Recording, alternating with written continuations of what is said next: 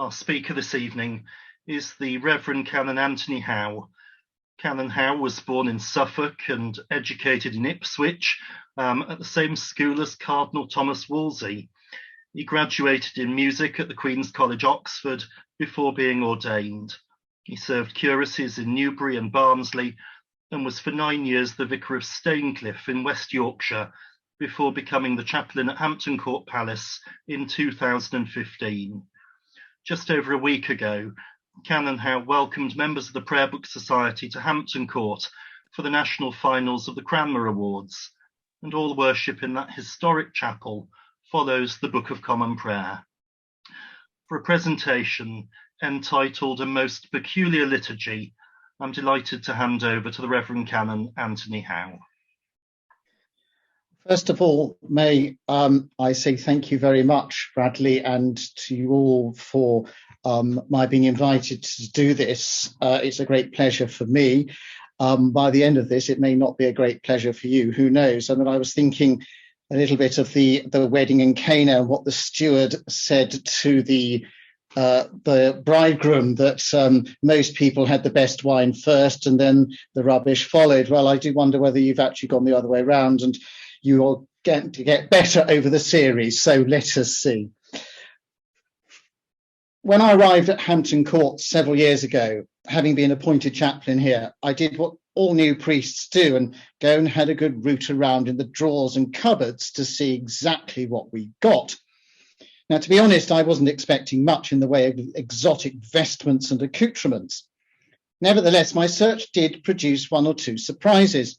For instance, lurking at the bottom drawer of the vestment press were two matching mitres. Goodness knows what on earth I was supposed to do with these, since the Chapel Royal, being a royal peculiar in all manners of the word, was mercifully free of episcopal and indeed archiepiscopal jurisdiction. Was there a tradition by which chaplains of such places were to sport this particular piece of ecclesiastical millinery, such as canons of some continental cathedrals? I concluded this rather unlikely, since despite the rather spectacular setting of the place, it's a little bit too much stuff and nonsense for our part of Zone 6. Clothing aside, and there was a humoral veil as well, if you know what one of those is, there were one or two interesting items to be found amongst the books. As you can imagine, a place such as the Chapel Royal here has over the years accumulated quite a varied collection of such items. Most of these, or at least the more historic ones, are now stored elsewhere, with the result that we have nothing here dating further back really than the 18th century.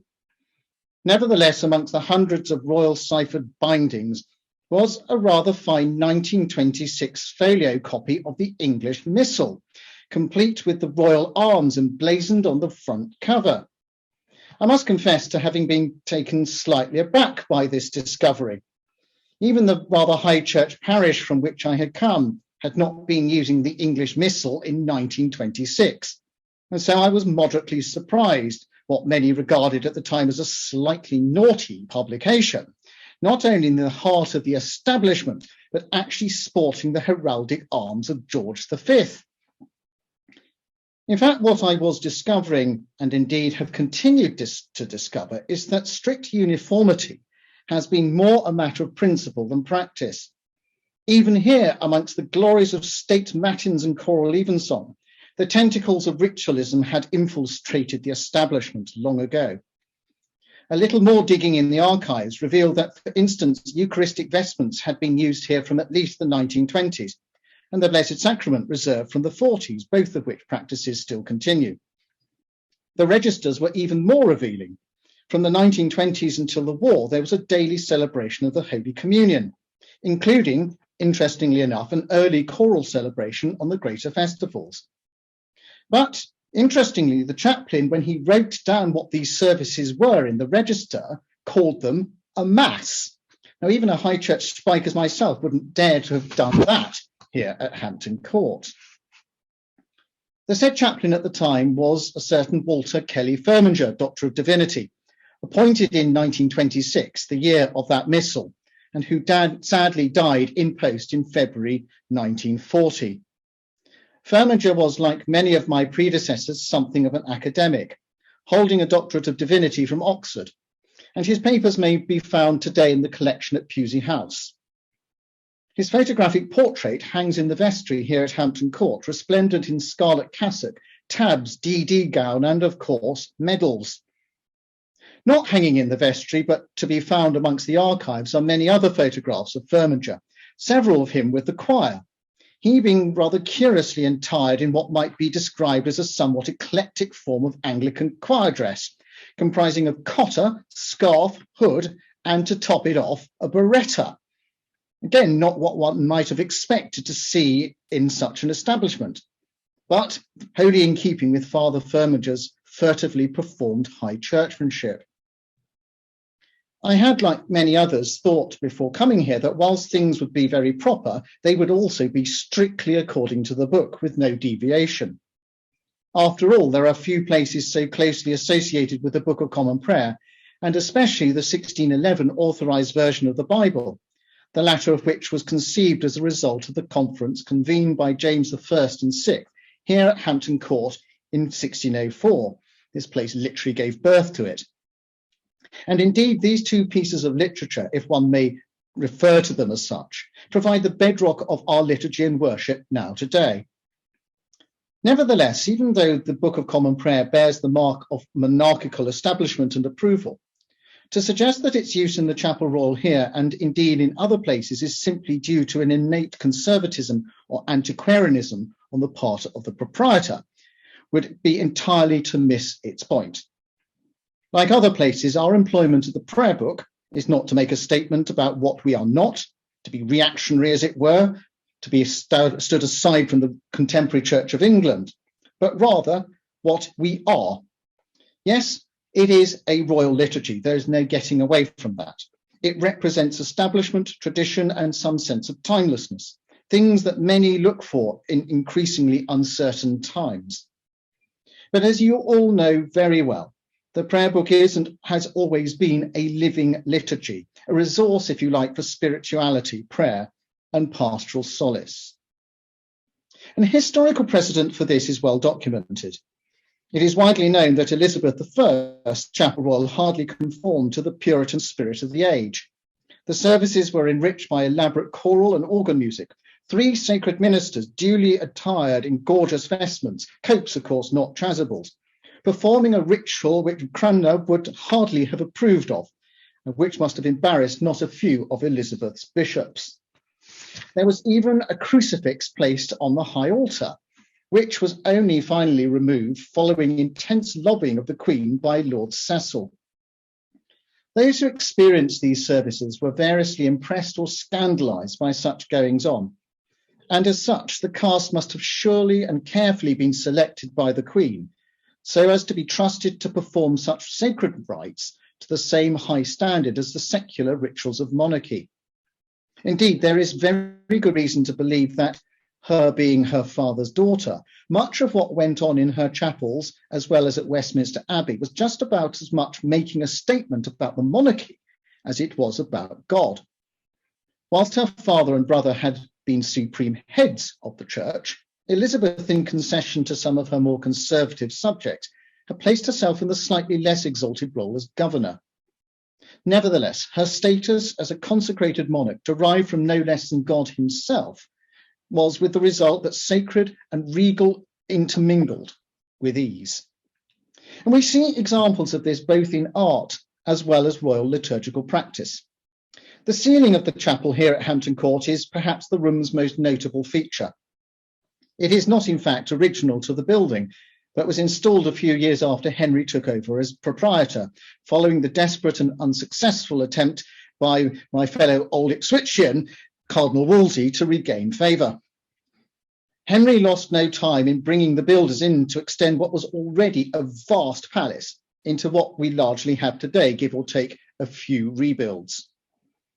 The chapel had been one of the last things that Wolsey had constructed before his fall from grace, replacing something that had been erected probably in the 13th century by the Knights Hospitaller, who had built the first Hampton Court here. There is no suggestion that by 1528 the chapel was incomplete and wanting a roof. since the stained glass by the Royal Glazier Galen home had been erected by then. It is far more likely that Henry wanted something just a little bit better, just as he had when he rebuilt Wolsey's Hall, not very old itself, just a few feet away to the west. And so what we now see was erected in 1536, just in time for the baptism of Prince Edward the following year. Under the direction of Edmund Moore and Henry Currant, it was a prefabricated piece of work at Sonning, near Reading, and shipped up to Hampton Court in pieces. The ceiling, if you know it, is a remarkable construction, all held together by a plethora of pegs, and is clearly influenced by the late Gothic vaults of William Virtue at Christ Church and the Divinity School, both in Oxford. Although in this case, an attempt to construct in stone would have been absolutely impossible. It is purely for show, since, as with the real vault, there is considerable space between what is seen below and actually what keeps the rain out. Its design both looks backwards and forwards, along with the near contemporary hammer beam roof of the Great Hall, directly to the west. Traditional forms include the host of heaven engaged in performance of the Heavenly Symphony, amidst a decoration, albeit restored by Pugin in 1848, of gold stars. It is all very medieval looking, suggesting that on the one hand, there is not much that had changed in the liturgical practice below, save that by now there was only one use in the kingdom, which was at the time the use of Salisbury, as well as significant paring down of those holy days, and crucially, of course, more days off from work, which was uneconomic. But whilst the form is undeniably Gothic, the execution and detail is very much modern, Renaissance, and which also betrays another and not very subtle hint that things had by that stage moved on. For amongst all this heavenly imagery is repeated no fewer than 34 times the royal motto Henry increasingly preferred to use, and which has remained to this day, Tu es mon droit, which of course translates as God on my right. And here we see the real message of that ceiling, which is rather important, since it is a snapshot of the Henrician Reformation at the time. The ancient tradition continued, but was now governed at the will of God by a reformed authority. By placing that motto so many times in what everyone would have recognized was a representation of heaven, Henry clearly placed himself directly and next to, and thus vice-regent or vicar of God. He was, as we also see depicted in his contemporary Psalter, a new King David, chosen by God to found a dynasty which, like that of King David, had to succeed at all costs. His task was to purify the church of any unhelpful or superstitious accretions, such as the papacy, excuse me, and its corrupt exercise of power, but in the process not totally destroy what was. For Henry, the Mass was still very much the Mass, and Henry, like Luther, never lost sight of that. And so this ceiling remained remarkably intact, and has reminded subsequent monarchs and those who were subject to their rule of their place in the divine cosmos and economy. As with his predecessors, Henry and Elizabeth after him employed the worship of the church to significant effect. Whilst the monarch, at least in Henry's time, usually heard Mass in a more private setting, on Sundays and holy days, they would have been present in their chapel, seated remotely in the gallery at the West End, where they could both survey and, if preferred, ignore what was going on below. As preaching became ever more prominent, the monarch would have been elevated to a similar level to whoever delivered the sermon, adding not a little pressure on the latter to avoid any potential traps. And we're told that Lancelot Andrewes, when he was dean, preached on a rather controversial Bible text, and the Queen actually told him to watch his words just in case he actually ended up saying something that might offend Her Royal Majesty. Fortunately, as we know, he didn't. Occasionally, though, state and liturgy spectacularly coincided. And it is in these rituals we have, even actually to this day, one or two instances of the very spiritual side of the monarchy. One, of course, is the coronation, which is a subject of at least another lecture, if not a series of them, and which I won't touch on today. More intimate and perhaps more concerning us, if you like, but no less important, are the rituals that surround the celebrations of Epiphany and Maundy Thursday. Epiphany was in many ways far important at the time to the court than Christmas. Gifts tended to be given at New Year, thus looking forward to these holy gifts offered by the Magi. And it was on the Feast of Epiphany that the king would solemnly process to chapel, attired not in the sacred relic which was the crown of St. Edward, but in that statement of Tudor power, what is now known as the imperial state crown. Now, empire, as I'm sure you all will be aware, in this context refers far less to having colonies, it's not a dirty word, as it were, than the status of the king as an equal to the Holy Roman Emperor, a very important point in polity. The glorious motet would be sung as the king, accompanied by the grandest people in the kingdom, entered into chapel to present the royal gifts of gold, frankincense and myrrh at the altar. Here, even before the break with Rome, the king, not anyone else, was the centre of attention. The ritual was incredibly rich and colourful, and was just about as much reminding people who God's anointed one was, as it was the infant God incarnate. Now, whilst that may sound a little bit of a harsh judgment, we must remember that in the 16th century, secular and sacred were inextricably intertwined. People behaved as they did just because this was a matter of serving God, or so they thought. The state of the prince, as the Reformation emphasised, was equally, if not more important than that of the church, since it was only by godly order from the former that the latter could thrive. And we can see this running all the way through the prayer book, to the extent that for a secularised 21st century unfamiliar reader, it all looks a little bit royally sycophantic. But that was not the point of Cranmer, who admittedly, as with all courtiers of Henry's court, had to remember which side his bread was buttered on, nor indeed of his royal masters at the time. All glory was to be to God, who is revealed in that chosen and through those sacred rites that even survived the iconoclastic of the young King Edward VI, and which to a certain extent have survived to this day. As such, whilst Epiphany was, like now, the state opening of Parliament, an occasion of royal pomp, it clearly also brought the monarch out of the relative isolation of the royal chamber to the view of the people, or some of them at least. As such, the extra prayer book ritual that occurs at the Chapel Royal at St James's Palace to this day, and which we repeat on the Sunday afterwards here at Hampton Court, should you wish to come, is open to all who want to attend. Whilst the Queen is now represented by somebody else, the rationale is entirely the same. It's the offering of gifts, and through that, the royal self in the sight of the people to God, for the sake of that people. It is, in fact, like so many royal rituals, deeply sacramental. Even more so is arguably the ceremony of the Maundy. Now, the practice originally was not restricted to monarchs, and many people of status would engage in it, nor was it actually always kept on Maundy Thursday. It turned out that Henry IV, his birthday was at that time near Easter, and so it came closer together. But the identification of the monarch with the King of Kings was one that would not have been lost, even before any notion of royal supremacy came about. Again, it was and is manifested on a number of levels: incarnation, service, sacrifice, communion in the looser sense of the word, and thanksgiving. In fact, it is actually a very Eucharistic thing without being a Eucharist, but that is hardly a surprise given the day upon which it is now celebrated. And even though the foot washing part has fallen into abeyance, the symbolism is just as important.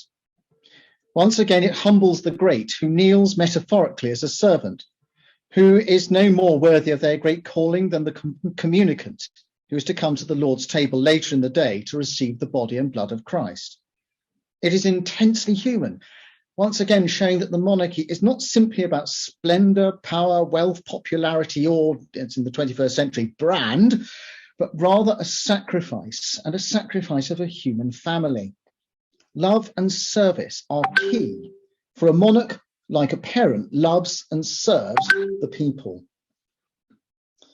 And this was also very poignantly celebrated in a third royal ritual, which can in fact be found in some older books of common prayer, especially those printed during the reign of Queen Anne. And that is for the rite of the touching of the king's evil. Now, as a side to this, some of you may be aware that during lockdown, I happened upon a prayer book collector's pot of gold, in identifying and purchasing a prayer book from Elizabeth I Chapel Royal, which on closer examination has turned out to have the earliest known version in manuscript of the touching service. So that's a rather exciting thing, to say the least, but that's for another occasion. Of all that might be classed as these extra prayer book peculiar liturgies, this is perhaps the most peculiar and moving. The rationale behind it may strike us as superstitious, if not faintly ridiculous.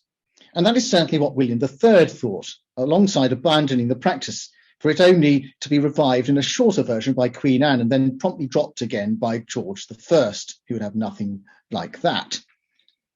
But there is also something very lovely about the notion that a monarch not only engaged with the sick, but physically touched them.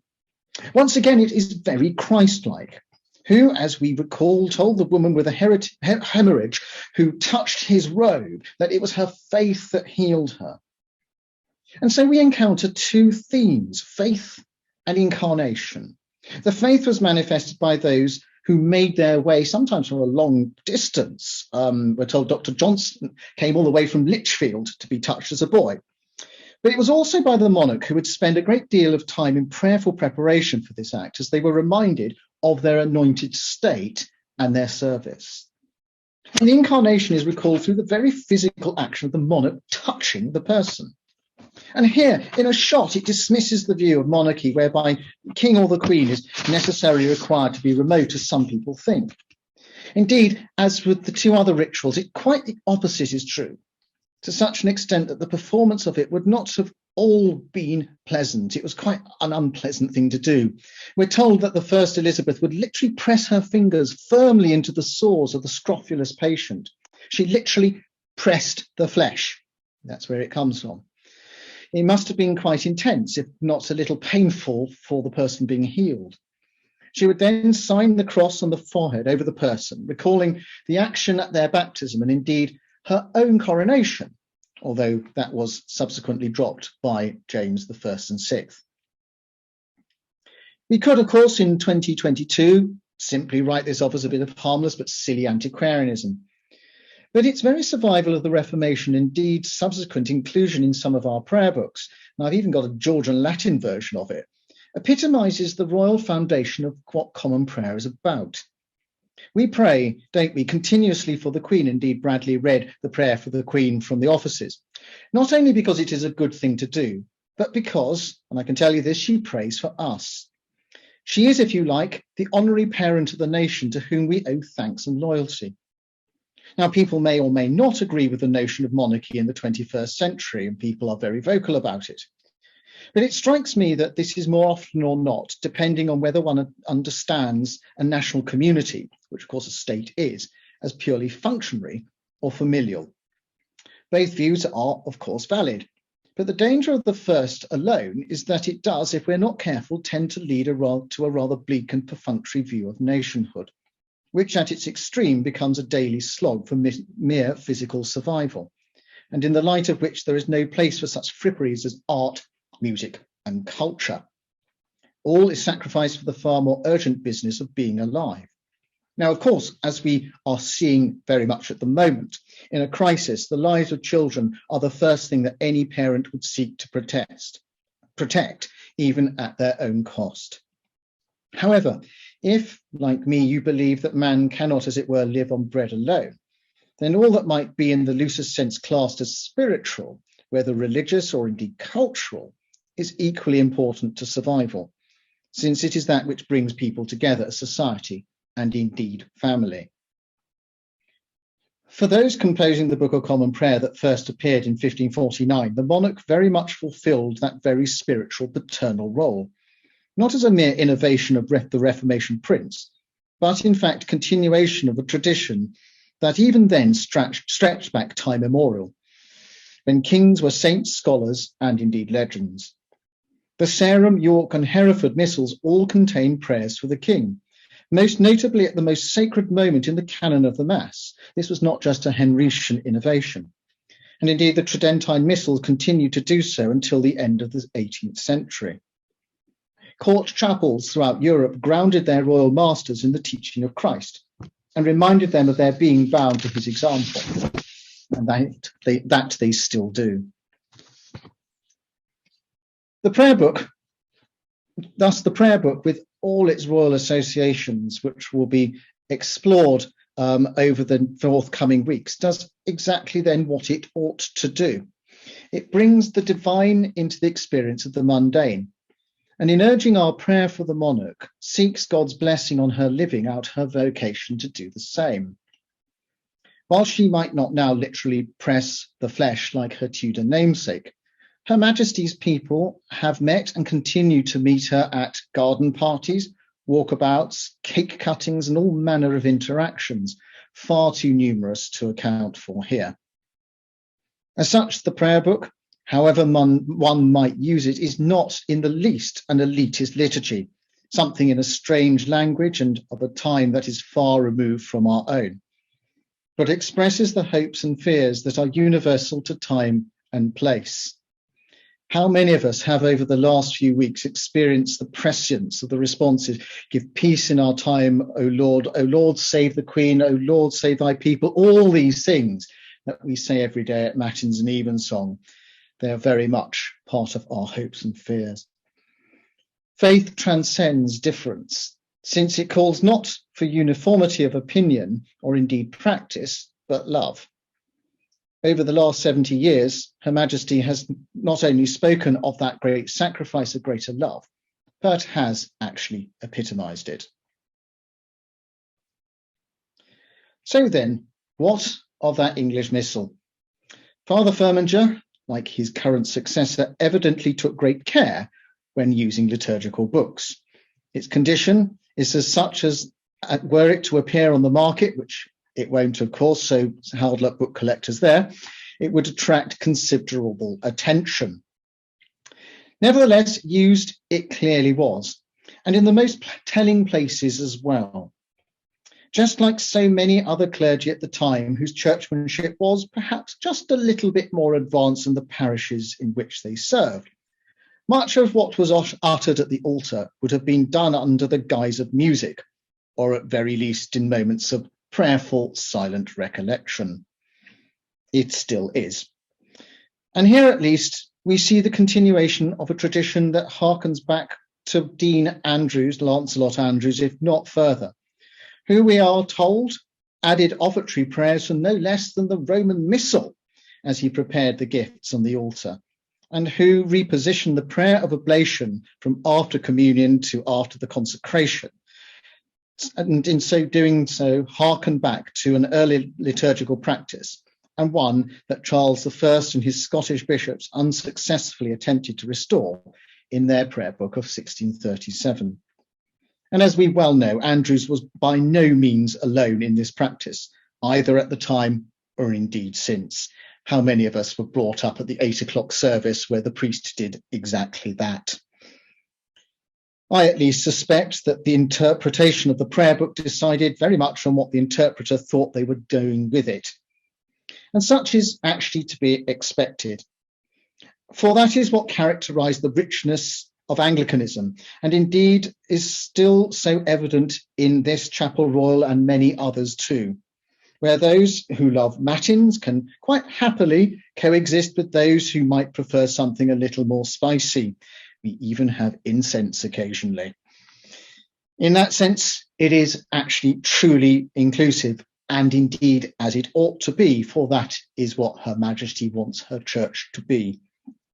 And in that, it is no way, small way, due quite literally to its most peculiar liturgy. There is then something rather comforting about using the ancient to express the contemporary. The words, as we know, are timeless, but they are there for our good, like the sacraments. Here at Hampton Court, you will recognise them, even if perhaps the manner in which they are set to music and choreography may be a little different from that to which you are used in your own church. But that too speaks to the very depth of our humanity, for it is in our diversity that we also reflect the Holy Trinity, who is nevertheless indivisible and in whose image we are. And it is to that Trinity to be all honour and glory, now and forever.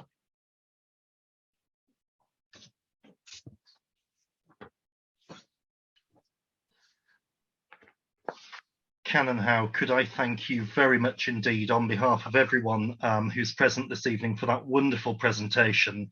We have an opportunity now for some questions, comments and reflections.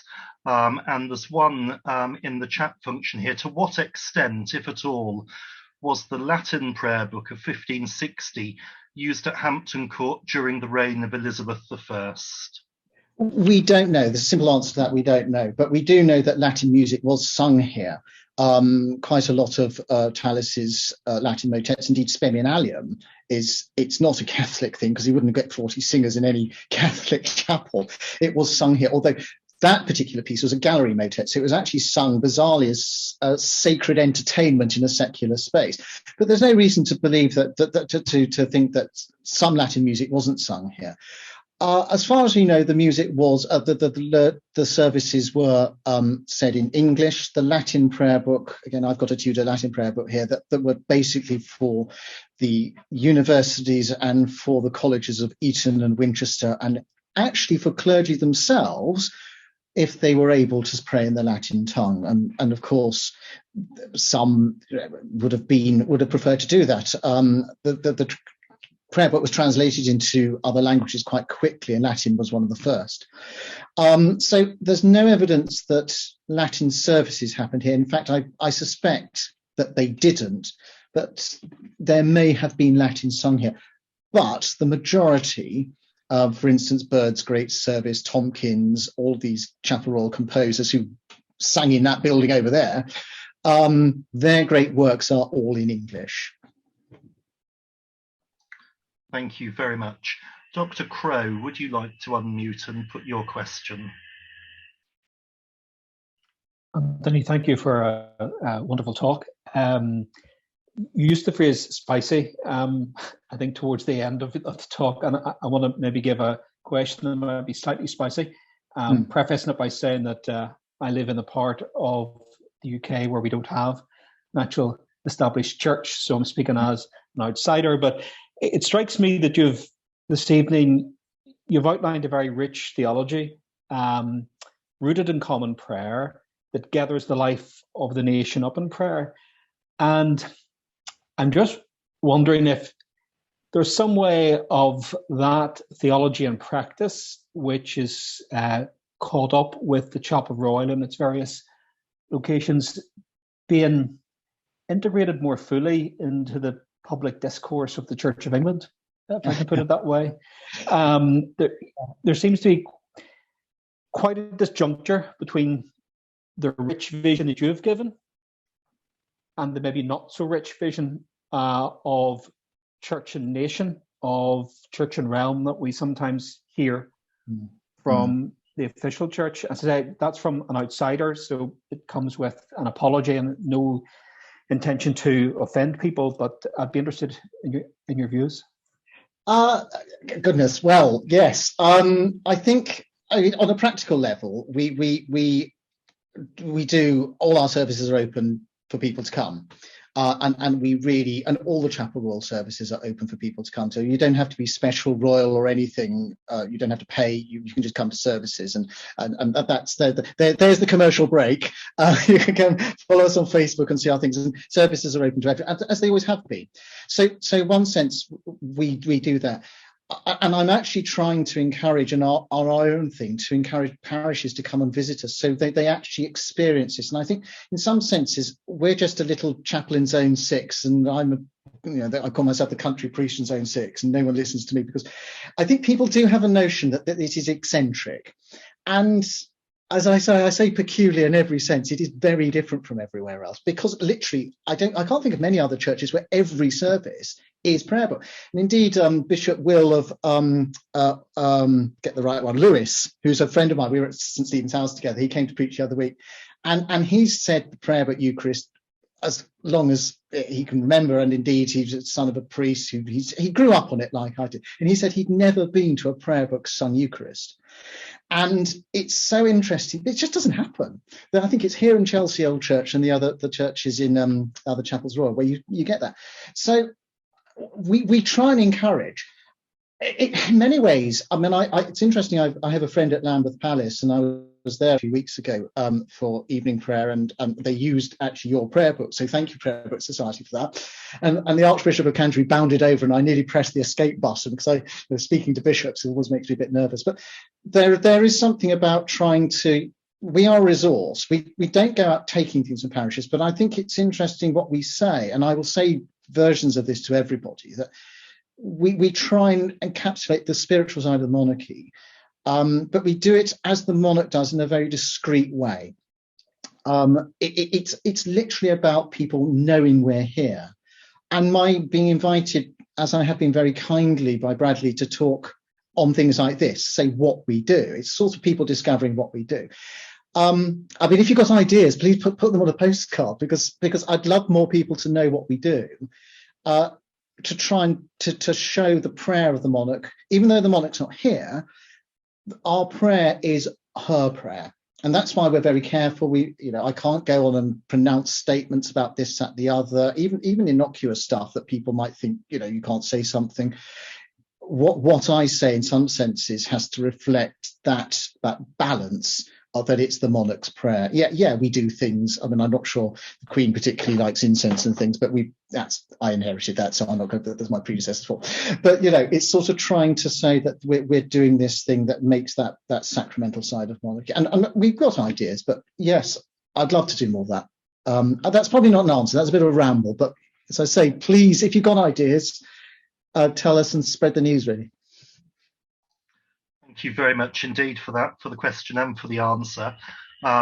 Just a point here from Mrs. Clark in Bristol to remind us that Christchurch with All Saints and St Ewan, a great prayer book shrine there, yes, offers a prayer book and Eucharist on Sundays, and indeed other corporate members of the Prayer Book Society do. Not a question, but just a comment here. Having attended the Sunday after the Epiphany this year at Hampton Court, it will be good in future to be able to see the text of the prayers, which you said at the offertory. Yes, yeah. I mean, I think the prayers, a lot of these things, it's all written down in strange, but like the touching of the King's Evil, it was literally made up in the chapel. It's amazing how much stuff gets made up. They're the prayers we had from St James's Palace.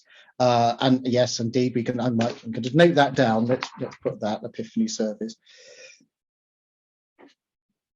This is very useful, because these are things that actually we need to know, because as I say, we just sort of do this, and sometimes I think, well, where do the prayers come from? They're not particularly. I can find out where they're from, but I don't think that they're not in any particular royal prayer book. We don't have that type of thing. Much of it it's like the Maundy, I think, some years ago, and that's how it is.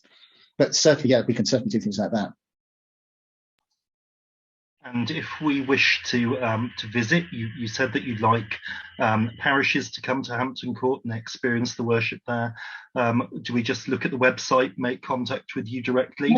Yeah, just make contact. I think if a parish is coming, it's nice to know, and I'd say that it's nice for people to have a day out, do an early communion, then come out and have a picnic and look around the palace. You have to pay to look around the rest of the palace, but then come to evensong, especially in summer, which is sort of afternoon song, so you have plenty of time to go to the pub afterwards if you want to do that. But yeah, just let us know, and we'd be, we just say, make a special welcome for people who come.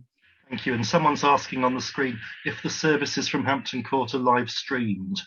No, and several people asked us that. There are two reasons. Firstly, because we don't have any internet in the chapel and no phone signal, because the roofs around here are all lead, and in fact we're lucky that the Wi-Fi hasn't passed out here, because it's fairly faint. And secondly, because because of private, we did record services during, I was going to say interregnum, during the COVID tide, and you can see some of those on our YouTube. So if you want to see what we're up to, go to our YouTube channel and you can see it. But when the restrictions stopped, the permission for that was stopped. It's because it's a Queen's private chapel. We've got to be careful that we go in line with that, and which is it's a good and a sad thing, because I think it would be nice for people to see more of that, but it also, I hope, encourages people to come see it in reality. So sorry about that, but there's no plan for that. That might change. We never know, but at the moment that's how it is. Thank you. I can't see anyone else indicating. Does anyone else have a question to put to the canon?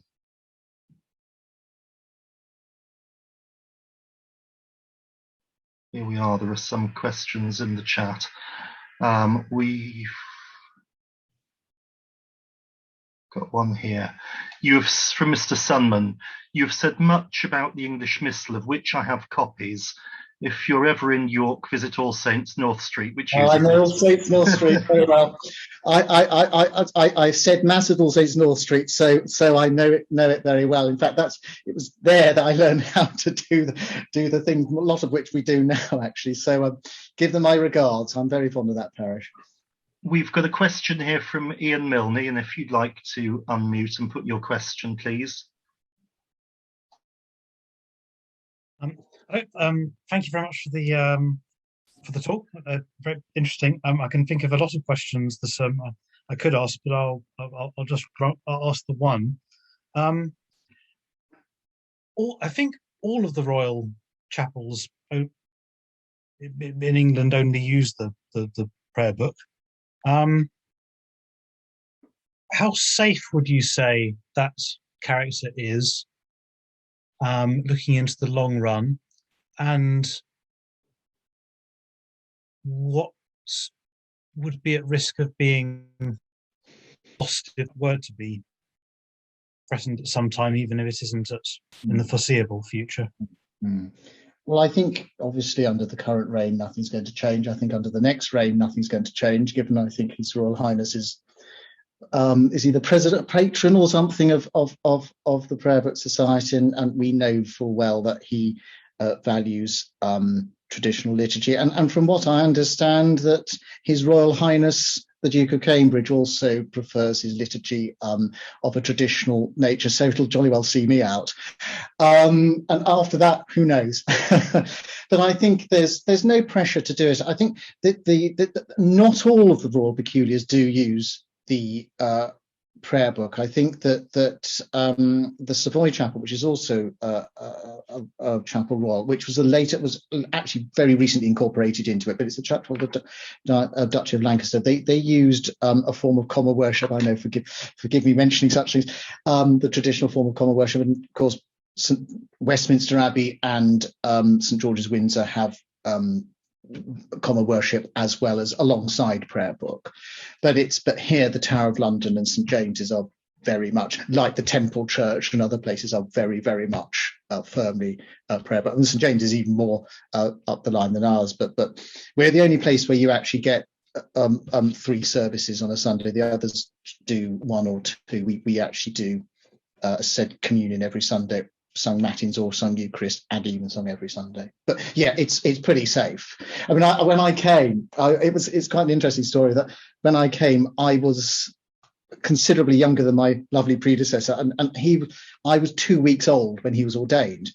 And so when I came, they were all really worried that this young man was coming with tambourines and things. So they didn't know me. But I said at a congregational meeting, I said, I wouldn't have come here if I didn't want to use the prayer book. And they all burst into applause, which is rather sweet, really.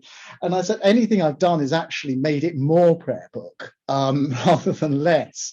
So there's, as I say, there's no danger, and there's no reason why not to. And it's interesting, actually, with all of these things. Indeed, actually, the touching of the King's Evil, whilst during lockdown, although it's not prayer book in sense, it actually, I worked out a healing service from there, because the prayers actually could easily be used as a healing liturgy. And I think it's so interesting that you can use this resource from the prayer book, and indeed other things as well, which can really, you can actually have a lot of spiritual things. I mean, we have to be a bit resourceful when we come to Easter, because we do full Easter Triduum, which of course isn't in the prayer book, or in any of them. But, we find things from elsewhere. So it's actually, nothing is lost. Anything that we do is added. But it's strictly, we keep it actually recognisably prayer book. Thank you very much. That questions, that must have set people off. Just to just follow on that last bit. Am I right in understanding then that what's done at Easter, say, will could vary quite substantially where any extra prayer book material is used between one Royal Chapel and another. There isn't an overall Royal Chapel. No. I mean, the only Royal Chapel Easter things are those either that are in the prayer book for Holy Week, and the Maundy. So the others are on and of course Good Friday. So the others don't tend to do very much. We have always, and again, this is something I inherited. We have always done so. We do a liturgy on Good Friday, and we do the Easter Vigil as well, which, as I say, one has to be very creative over that. But so we complement each other, so you have a bit of everything. And it's been like that for years. I mean, Hampton Court has always been the naughty high church chapel, as I found out when I came, because there must have been some Grace and Favour residents who really rather liked that type of thing. And of course, it was a bit more in vogue in the monarchy in those days. So yes, so you can get all range of things. It's as the sub-dean, who's the chief chaplain, says, we've got different, almost like different brands, as it were, but of the same thing. If you have to put it into that modern talk, we're all Chapel Royal, we're all prayer, but we do it in a slightly different way. May just lead us into Kate Castri's question, which is on the administration of Holy Communion in both kinds, whether that's something that's going to be restored in the near future. Well, I mean, there's some churches are doing that, aren't they? I think that we, like at the moment, we haven't even got people kneeling at the altar rail, although I think I'm going to give them, that's going to be next Sunday's little prize, because they'll be desperate to be kneeling again, which I'd much prefer myself. It's a difficult one, isn't it, really? Because I think that some people are going to be very nervous about doing something. Some people threw off the mask straight away as soon as they could, and some people were absolutely fearless over the pandemic and were there. Indeed, some of the oldest people were there all the way along, and others are very nervous. And so however that is introduced, I just follow what happens at St James's Palace. So in some senses, we just want to do it all at once, and they haven't yet. I think in my situation, we were a bit nervous because I'm actually one of those vulnerable people who should have actually been locked up and not gone into chapel at all over the last 2 years, but sold that for a game of soldiers. But I think we've got to be pastorally careful. And it's interesting that there was, and I can't remember it now, but when the chalice was restored to the laity in 1549, it actually did say that in times of necessity, it is perfectly fine to receive in one kind, and that's what I told the congregation, and they were fine about it. So, but I sincerely hope, because that is a mark of Anglicanism, that we will restore the chalice to the laity at some stage, because otherwise, we'll just be living in fear of this pandemic forever. And actually, we need to have, I'm not going to be footloose and fancy free, because, as I say, I'm one who could actually fall down dead with it. But I think that actually, I really hope that we can do that safely. Some people won't do it. I think some people will never receive from the chalice again. But now, of course, the good thing is people don't dunk the Eucharist in, which was I always objected to, because that was quite dangerous. But hopefully we will have a safe way of doing it. The pandemic is now past, touch wood, and we can get back to that. Sorry, it's a random question. I'm just going to follow the sub-dean on this one, but yes, we really want to get back to that. Thank you very much. The Reverend Mark Hatcher is reminding us that there's a choral Holy Communion from the Temple Church, as well as choral matins, and you can join those services on YouTube. There's a historical question here from Mr. Savage. What happened to the chapel during the Protectorate? Well, it was wrecked. We know exactly that it was wrecked in 1646 because Lord Harley's men came in and took out the stained glass. We know that. We have an account of it. And it was, we don't know what happened to that stained glass, but that's another story. I've got a thought on it. That's another story. But it was there. And it survived. Interesting enough, it survived the Reformation up till there. And plain glass was put in, but the chapel was used.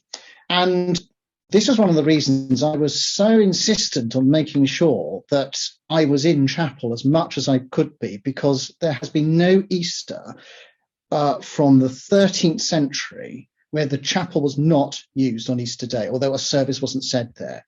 And so even during the Protectorate, because Easter Day, of course, is a Sunday. So there would have been a service on Easter Day, whether they believed it was Easter Day or not. So actually, it was so important to keep doing it. So we did keep that very, because I was just here by myself. So it was like my house, really. It was a bizarre experience. So yes, the services have, and we actually have one of the oldest things in our archive here is a manuscript sermon preached by, I think, the Vicar of Hampton, who was always the chaplain, basically against Charles I. So we have that manuscript sermon preached here. So it was definitely used. Interesting, the organ was taken out of the chapel, but the organ from Magdalen College, Oxford, was put in the hall, and that's now at Tewkesbury Abbey. So there's an organ in the hall, because Cromwell liked organ music, bizarrely, but not in a chapel. So the chapel has carried on as a place of worship continuously for well over 800 years. Thank you so much for the superb answers to the questions that have been put to you. Again, on behalf of everyone who's taken part tonight, Canon, could I say very, very many thanks indeed. And I hope that many of us will want to come and visit the Chapel Royal and take part in the worship there. And thank you again for the wonderful hospitality that you offered to members of the Prayer Book Society for the Cranmer Awards a week ago, Saturday. If I could remind everyone that we meet again next Tuesday at 7:30, the same Zoom link that you've used tonight for the next session, when our speaker is going to be the Reverend Paul Thomas from St James Sussex Gardens in Paddington. He's going to give a presentation entitled Cheerful Obedience, the Accession Service and the Vocation of Christian Monarchy.